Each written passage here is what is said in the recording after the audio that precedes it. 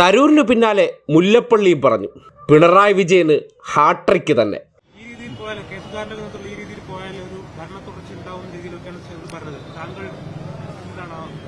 ഞാൻ പറഞ്ഞല്ലോ, ഭരണ തുടർച്ചയ്ക്ക് അനുകൂലമായ രാഷ്ട്രീയ സാഹചര്യം തന്നെയാണ് കേരളത്തിലുള്ളത്. ഇനിയിപ്പോ കോൺഗ്രസ് സൈബറിന്റെ തെറിവിളി നേരെ മുല്ലപ്പള്ളിയുടെ തോളിലേക്ക് പോട്ടെ.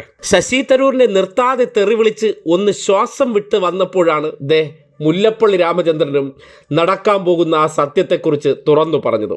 എങ്ങനെയെങ്കിലും കോൺഗ്രസ്സുകാർ ജനങ്ങൾക്കിടയിൽ ഇല്ലെങ്കിലും മാധ്യമ ക്യാമറകൾക്ക് മുന്നിൽ നിന്ന് അധികാരം പിടിക്കാനുള്ള തീവ്ര ശ്രമം തുടരുമ്പോഴാണ് ഈ നടത്തിക്കൊണ്ടിരിക്കുന്ന പ്രവർത്തനങ്ങളെല്ലാം വെറും വൃഥാവിലാണെന്നും ഇപ്പോഴത്തെ സാഹചര്യത്തിൽ തുടർഭരണം സുനിശ്ചിതമാണെന്ന് മുല്ലപ്പള്ളിയും തുറന്നു പറഞ്ഞിരിക്കുന്നത്.